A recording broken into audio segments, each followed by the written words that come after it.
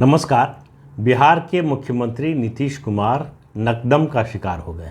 नकदम अगर आप न समझे हो, जिसकी नाक में दम हो जाए। और नीतीश कुमार की नाक में दम कौन कर सकता है? नहीं, बीजेपी का कोई नेता नहीं, उनका कोई और विरोधी नहीं, ना उनका कोई साथी, ना आरजेडी का कोई विद्रोही, बल्कि उनकी नाक में दम कर रखा है उनके पुराने साथी प्रशांत किशोर ने।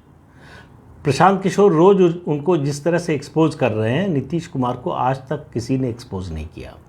और समस्या नीतीश कुमार के लिए ये हो रही है कि उसका कोई वो तार्किक जवाब नहीं दे पा रहे हैं। तो उनके पास एक ही जवाब होता है प्रशांत किशोर की हर बात की प्रतिक्रिया में, कि वो कहते हैं कि अरे वो तो बोलता रहता है, उसकी बात पर क्यों ध्यान देते हैं, उसको गंभीरता से क्यों लेते हैं। सवाल ये है कि आप प्रशांत किशोर को गंभीरता से लेते हैं या नहीं है, ये मुद्दा नहीं है। मुद्दा ये है कि प्रशांत किशोर जो मुद्दा उठा रहे हैं, जो बात कह रहे हैं, वो सच है या गलत है। अगर सच है तो स्वीकार कीजिए, अगर गलत है तो कहिए कि प्रशांत किशोर झूठ बोल रहे हैं, गलत बोल रहे हैं। अब ताज़ा आरोप प्रशांत किशोर का जो है वो बड़ा चौंकाने वाला है। वो कह रहे हैं कि नीतीश कुमार ने भाजपा से अपने संबंध पूरी तरह से ख़त्म नहीं किए हैं। भाजपा से चैनल एक उन्होंने खोल कर रखा है कि फिर ज़रूरत पड़ सकती है। और मैंने जैसे पहले कहा कि भाई एक बार पलट लिए तो शर्म आती है पहली बार में, अब तीन बार पलटी मार चुके हैं तो चौथी बार मारने में क्या शर्म है। तो कर सकते हैं वो ऐसा। और बीजेपी उनको फिर से लेगी कि नहीं ये मुझे नहीं मालूम, लेकिन नीतीश कुमार ने अपनी ओर से चैनल खोल कर रखा है। जब प्रशांत किशोर की इस बात पर, इस आरोप पर उनसे पूछा गया सवाल, तो उन्होंने ये नहीं कहा कि मैंने बीजेपी के साथ कोई चैनल खोलकर नहीं रखा है, या मेरा बीजेपी के साथ कोई संपर्क नहीं रह गया है, या मैंने सारे दरवाजे बंद कर दिए हैं।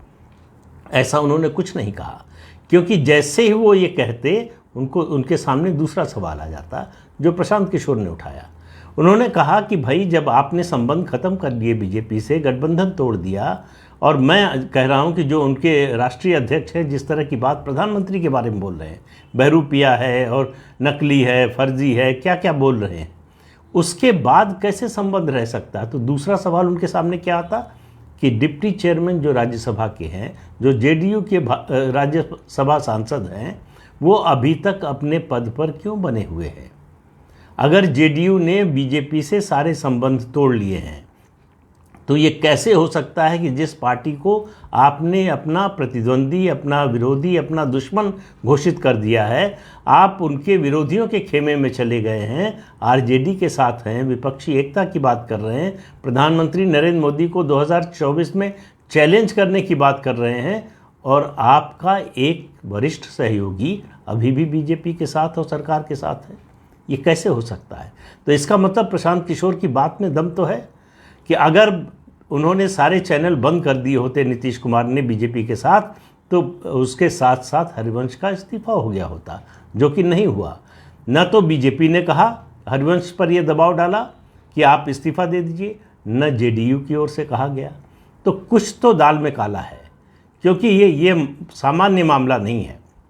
जब पार्टियों के इस तरह से संबंध टूटते हैं, दूसरे खेमे में जाते हैं, तो एक तरह से खुला युद्ध होता है, एक दूसरे के खिलाफ कोई मुरव्वत कोई करता नहीं है।